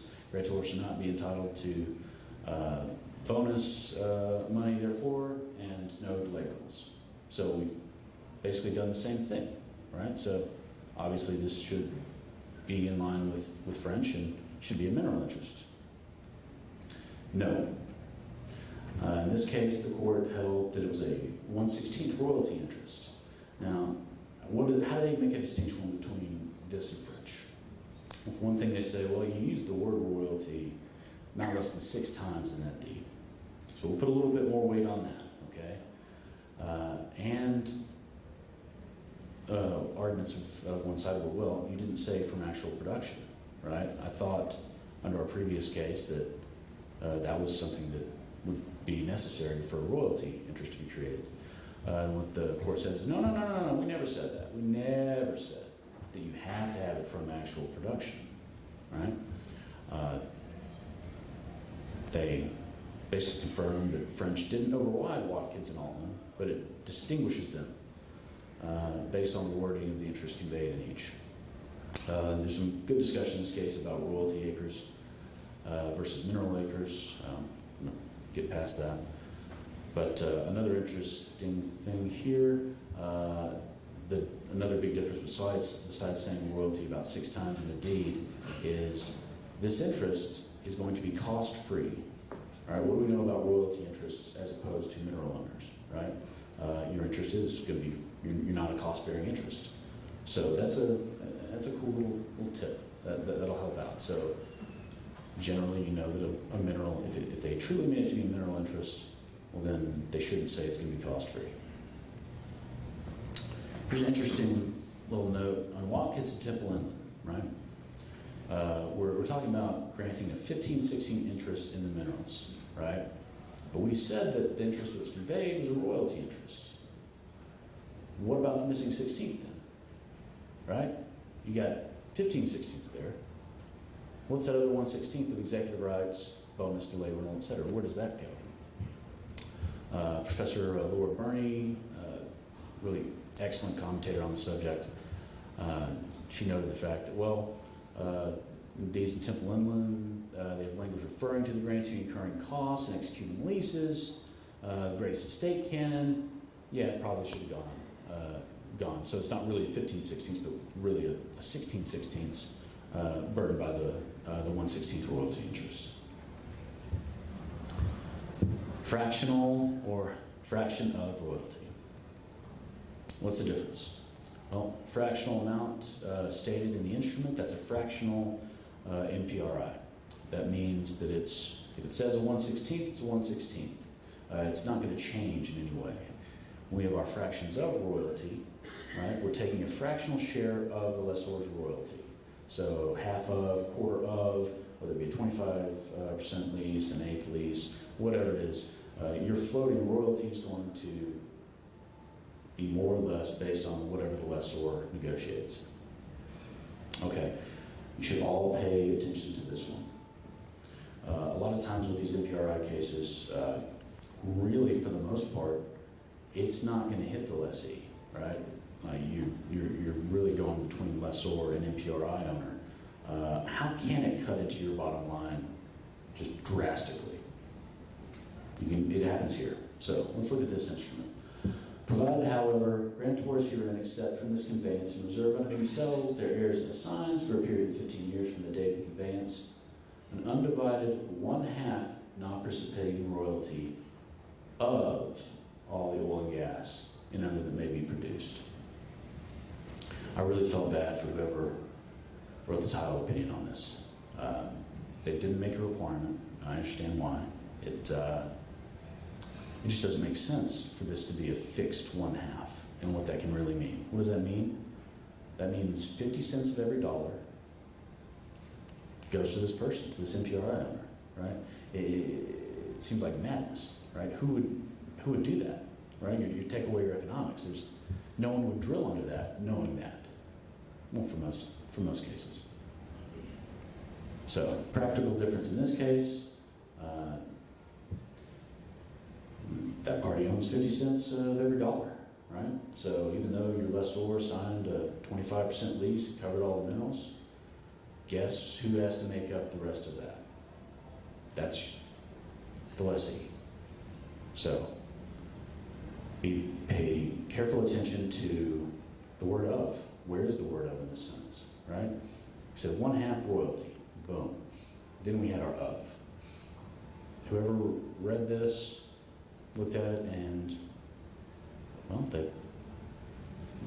they were operating in a different realm than the person that actually drafted the instrument. So let's go to U.S. Shale Energy from 2018. It was reserved and accepted from this conveyance under the grantors herein, undivided 1/2 interest into the royalty, gas royalty, royalty of the minerals, the same being equal to 1/16 of production. So notice how we have our two competing fractions. We have a 1/2 and we have a 1/16. Now, in the case they noted that there was no lease in effect when this instrument was executed. What was reserved? A floating 1/2.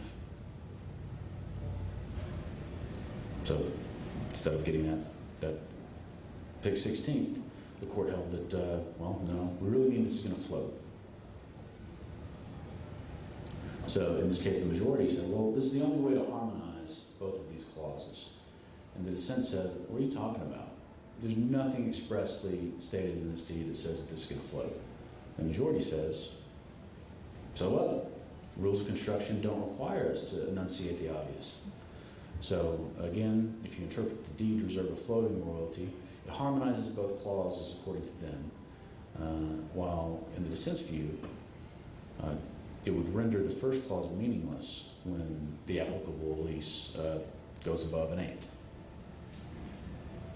So here's a quick list of some clauses that different courts have held to be fractional royalty, so fixed. Okay, 1/4 royalty, a fee royalty of 1/32 of the oil and gas. So notice that we call it a royalty. 1/32 of the oil and gas, think of that as being 100%. So that's a fixed 1/32 of 8/8. Next one, an undivided 1/16 royalty. Notice how there's no ofs here in between these. Well, a couple of these. The 1/32 doesn't count. Next one, 1/2 of the 1/8 royalty. Now, that clause in another context with more language in the deed wouldn't have been, or we'll see in a minute, it wouldn't have been held to just be the fixed 1/16 that court held it to be. Let's see another example. 1/24 of all the oil and gas other minerals produced and saved. Right? Notice we don't even use the word royalty here. Right? This is undivided 1/24. We have our produced and saved label, and notice it's all of that. So 1/24 of 100%, ergo a fixed 1/24. Our last example, a 1% royalty. Notice we don't have our of in between the 1% and the royalty. You're getting the fixed 1%. All right, here's a few floating examples.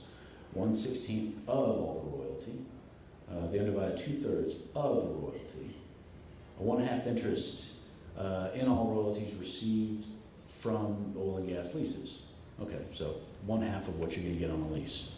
This next one, compare this next one to Govinda and our catastrophic title failure, right? An undivided 1/2 interest into all of the royalty.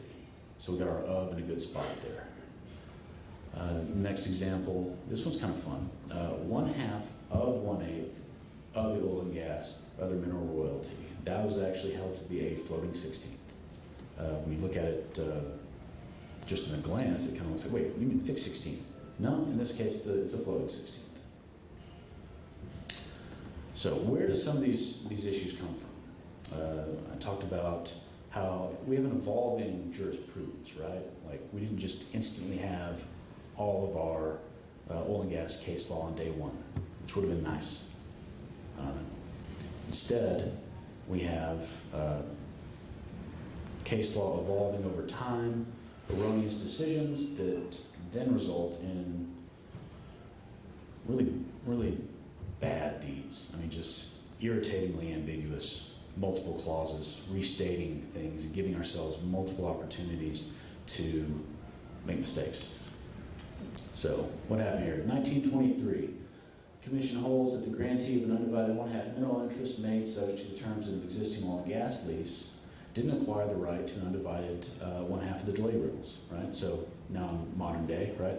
Let's say you own Blackacre, you execute a lease, you convey half the minerals to B, right? Right now, under our current understanding, okay, cool, well, you'll get half of all the bundle, right? In this case, the court said no. Now, this only applied to delay rentals in the case, but everybody at the time was like, well, wait, if the delay rentals are like this, maybe it'll affect the royalty, etc. Okay, we need to deal with every single thing we possibly can. So, what do we get? We get 3 grant or multiple grant deed forms where everybody's panicked and they want to describe exactly what we get in everything. So we have a granting clause, a subject to clause, future leases clause, further descriptive clauses. You can have numerous paragraphs restating what's trying to be conveyed. So what happens when we give ourselves multiple opportunities to describe something? We give ourselves multiple opportunities to make mistakes. So Carruthers, like I said, short lifespan. The Supreme Court kind of moved away from it in 1927, and then in 1943 said that they expressly overturned it back in 1927. You could have told the rest of us. That would have been great. Garrett v. Dills. This is the first one of these 3 grant or multi-grant deeds that we're going to look at. Grantors grant, convey an undivided 1/16 interest in oil and gas and other minerals. Now, we get our subject to clause. Said land is being now under an oil and gas lease. The sale is made subject to the terms of the lease, but covers 1/8 of all the oil royalty.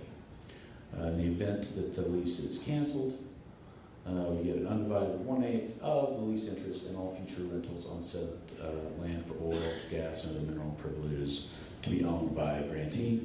He owning 1/8 of all the oil, gas, and other minerals, with 1/8 interest in all future rents. All right, I got a 64th here, I got an 1/8, I got an 1/8 of an 1/8, got another 1/8. A lot of fractions, all right? What does this mean? So, At the time of the deed, the tract was subject to an existing lease, so it's currently expired, right?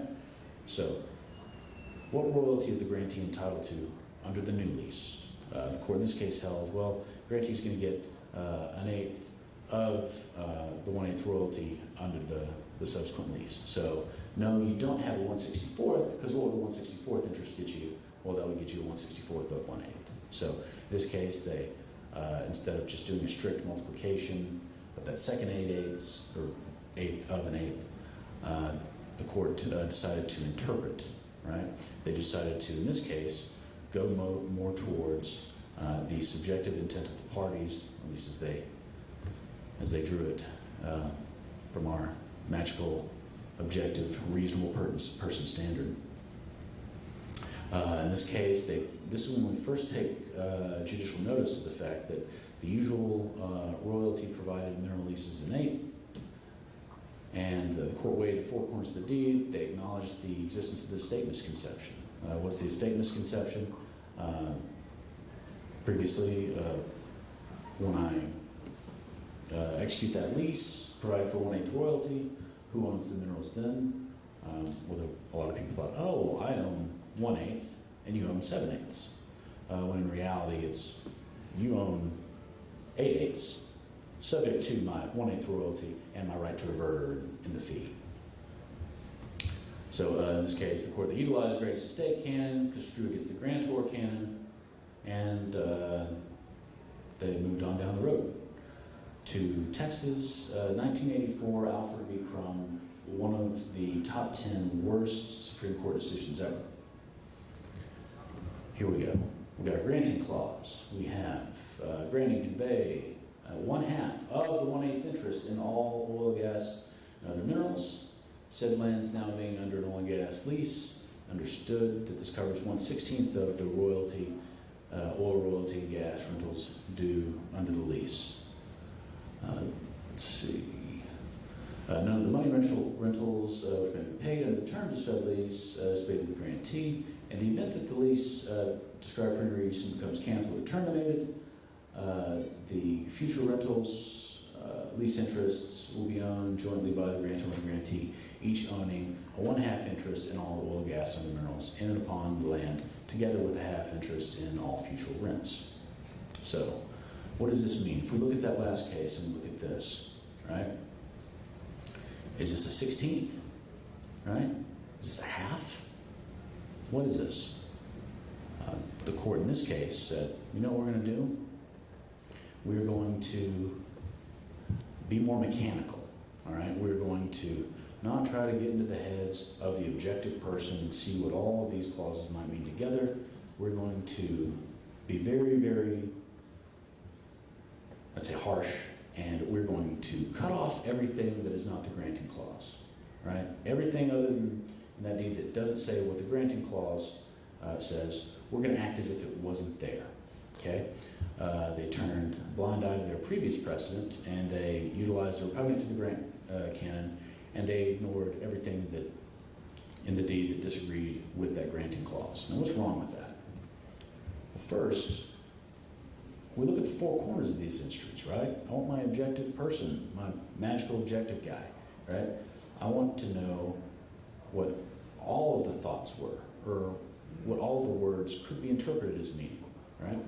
So when you do this, and you say, we're only going with the one paragraph, that means in some of these instruments, you're going to be getting rid of 3/4, 4/5, a strong majority of the writing. So why would you do that? It does create certainty, right? So it's good for creating certainty. Hey, it's not in that clause, I don't care. But what does that do to our free will, right? That says, hey, I don't care about your free will. 4/5 of it's gone. It's 1/16 mineral interest. So, Justice Post sent, in this case, he brings this up, says, hey, what are you talking about? Y'all getting rid of a lot of the instrument here. What's going on? If the last clause were redundant and unnecessary, why did the first clause reserve all the rentals to the grantors but change the grant to half of the rentals upon reversion? Further, wouldn't half of the rentals logically follow with the grant of half of the minerals? He also goes into a little two-grant theory argument We'll touch on 2 grant theory in a minute. So, question. What did this case favor? Well, it favored predictability, right? It's a mechanical step. Boom. Everything past this line doesn't count. Now, I talked earlier about courts not worrying about what they should worry about, which is what were the laws on the books, as it were, at the time of the instrument, right? This deed was from 1929. We're right past Carruthers, right? Carruthers may or may have not been overturned, depending on how you want to read the Supreme Court's language, right? So at this point, this party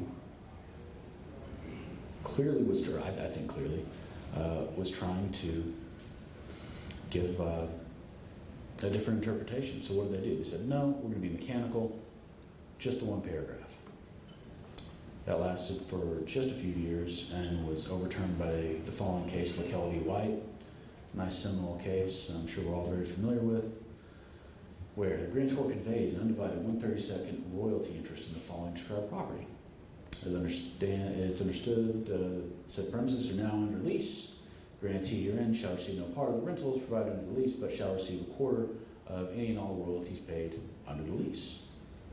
Grantor reserves, should say reserves, the right upon expiration of the present term of this lease to make other additional leases, and the grantee shall be bound by the terms of any such leases and shall be entitled to 1/4 of any and all royalties.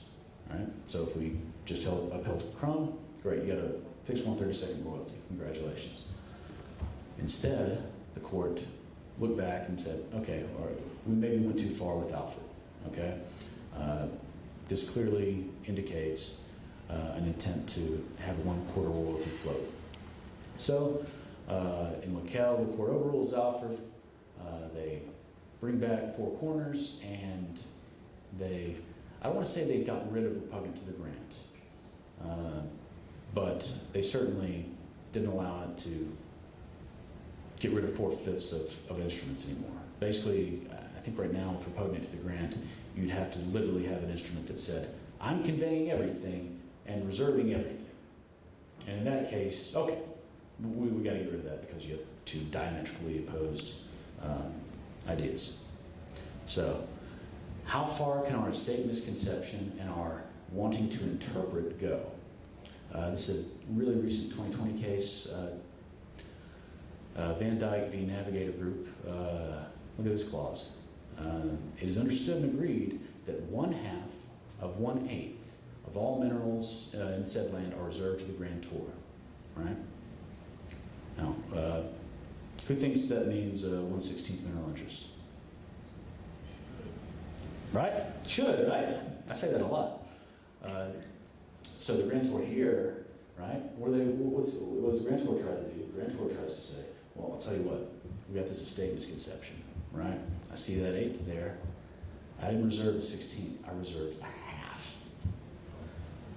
And the court said, no, what are you, crazy? Come on. Look at this. We have the estate misconception. We're very familiar with it. But you can't take something that is meant to give operative effect to words that are in the deed to just make up words that aren't anywhere in the deed, that are in a deed that is completely unambiguous, right? Rousseau was good, right? We don't want to use magical things to take away from the very simple. And that's the 16th of the minerals. So, good job, appellate court. Double and restated fractions to interpret or multiply. Harris v. Ritter. It's understood and agreed that the grantor herein reserve 1/2 of 1/8 of the oil and gas of the mineral royalty, further produced from said land, further reserved except 1/2 of any of the bonus rentals that may be paid under the terms of any mineral lease for a period of 10 years. So, two questions here. Issue 1, that term that they had at the end, did that apply to the royalty reservation as well? The court held no, the grantor reserved perpetual royalty interest. The punctuation does not control, but it does assist. And so basically, see the comma that's and further reserves?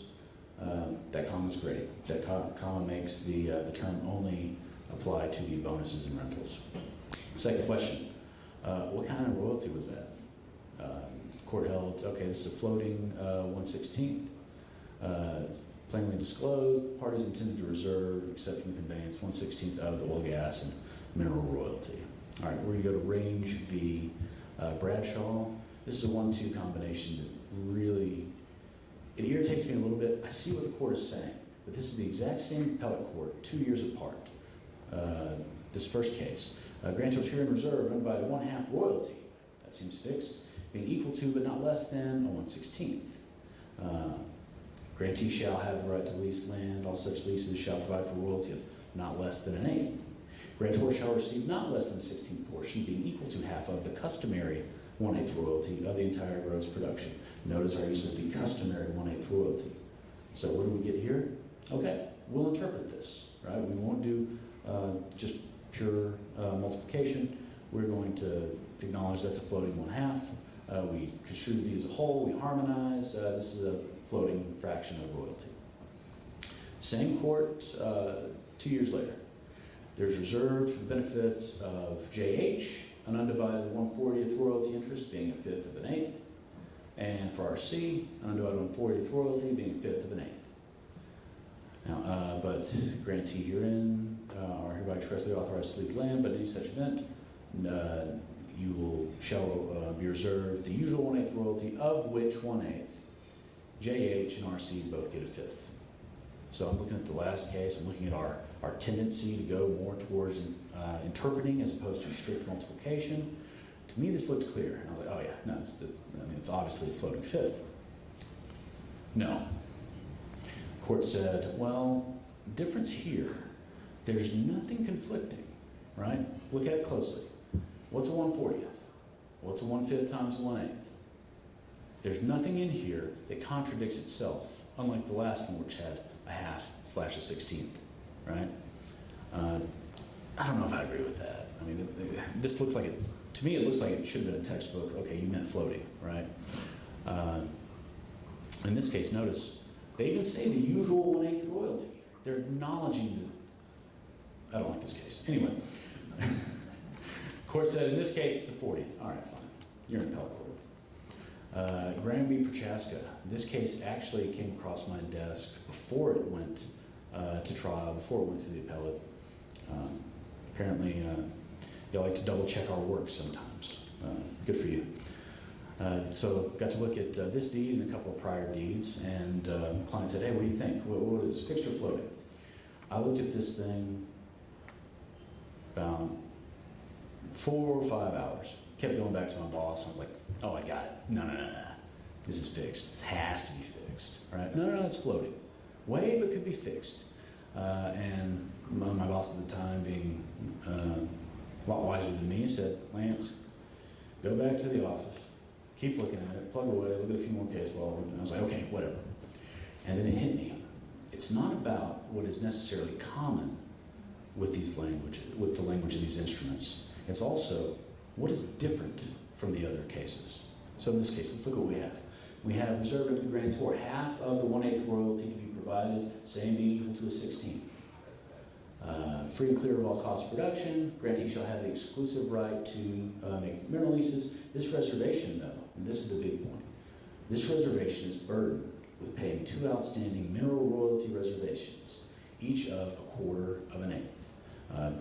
At the time when I wrote this slide, I had to redact it because it wasn't public knowledge yet. But this reservation shall be effective to the extent that one or both of said outstanding reservations become terminated. So basically, I'm getting my cut, but I don't get my cut until those term interests go, right? So is this fixed or is this floating? You know, I went over this thing for so long, and then it hit me. I looked back at those 2 prior deeds. Those 2 prior deeds are floating, clear. Like there's no question. They're very well drafted. Those are floating interests. So my response was, wait, this isn't ambiguous at all. You can't argue that in any way. This is it. I'm now arguing this weird language is totally unambiguous. It has to be. Because what sane person would give themselves only 1/16th royalty, but burden themselves with paying a floating 1/2 on future leases? It doesn't make sense. So this floated. High-Salty Dawkins, we have Flickster floating in the context of a will. Justice Guzman, the ties that bind surely wither through the ages, even more so when market influences increase the economic stakes. So what do we have here? Mama dies in a will, 3 kids get different tracts, but everybody's getting a third of an undivided eighth, or are they? Or are they getting a 24th? I'm going to try to speed up the process a little bit here. In this case, the court held that, well, Ethel obviously wanted her 3 kids to share evenly in all the oil and gas profits. Let's see, Concord and 2 grant theory. So 2 grant theory, there's two versions of this, one of which is, okay, well, you just get a disproportionate portion of the bundle for the different bits. Maybe you get more royalty than someone with that executive right should get, etc. Another version is, well, you get this interest for X time, and then once the lease expires, your interest is going to expand to a greater interest. Now, Professor Burney has some really good critiques of this, one of them namely being, the parties to these instruments are not our magical, objective, reasonable person. They're people. They don't know about these instruments. They don't know all the minutiae of oil and gas law. They're very rarely going to actually mean to be that complex in their conveyances. Here's a list of notable 2 grant cases. It's something to always keep in mind. Now we go to Concord v. Pennzoil. We got a 196 interest in oil and gas and minerals. Notice the singular use of the word estate. Let's see. This is 196, but it covers and includes 1/12 of all rentals royalty of every character that may be payable under the terms of the future leases. So how many estates were conveyed? Plurality said 1. Okay, that's just a 1/12 interest. Let's see. Duhigg. I hate Duhigg. Duhigg's no fun. It's irritating. Duhigg takes our, at least in Texas, we are a pure notice jurisdiction, right? You file in the courthouse, you're supposed to have notice of it. That's the whole point of having that statute. But what is Duhigg? Duhigg relies on what is the expectation of the grantee in the deed. So A owns Blackacre, subject to an outstanding undivided 1/2 mineral reservation and a prior recorded deed, conveys to Blackacre, conveys to B, reserving undivided 1/2 oil and gas. The deed doesn't reference the outstanding interest. So what happens here? Well, B is made whole as to the undivided 1/2 that he's expecting out of A's interest. So you got to cover me and make me whole. Exceptions to Duhigg, quitclaim deeds, oil and gas leases, actual notice, right? Which is not a question of record title. So I think it's arguable that in any Duhigg instance, well, you should probably ask for stipulation. Some miscellaneous interests. Who's burdened by the NPRI? Whence to be Ely? We have the subject to clause that says, hey, I'm conveying you this interest, but it's subject to this undivided 1/4 NPRI issue. Who's burdened by the outstanding NPRI? Held, the only reasonable reading is that they bear their proportionate shares of the outstanding NPRI. Lands described or conveyed. Long story short, if you own half the minerals or half interest in the tract, and you reserve a 1/32 of all the oil, gas, and the minerals described and conveyed, right? And if you see described and conveyed, think of that being conveyed, right? What's 1/32 of what's being conveyed? Well, 32 of a half. So in this case, you only get a 1/64 mineral interest. Whereas if you say the land's described, right, you're not, the interest isn't shortened by that quantum. Let's see, of versus out of. Think of as generally sometimes meaning times, out of as being a source, right? So if you get half of my right title interest, well, or half interest of my right title interest, you get that number, that half times my interest. If it's out of, well, you just get a 1/2 interest, if I can hopefully cover it. Undivided interest. Here's another problem with using forms. We've all seen those deeds where we have the blank spaces, right? First, put the fractions in. Well, you gotta remember to put the fractions in, because if you don't, the instrument may be void for uncertainty. Parties bound by subsequent recitals. This is a really cool one. So, let's say hypothetically we had a deed and it's clearly a mineral interest, right? And then we have subsequent recitals in both parties' deeds saying, oh, this is a royalty interest.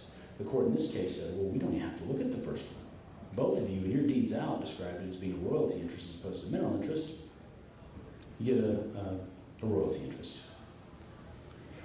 Considerations, understand the goals, help clients understand their goals, utilize the KITS method in drafting, right? Don't use lots of language, try to measure twice, cut once with as little language as possible, title examination, if there's a doubt, there is no doubt, get a correction deed, stipulation, ratification, protection leases. Don't think about having bright line rules and interpreting what is unambiguously ambiguous. Thanks.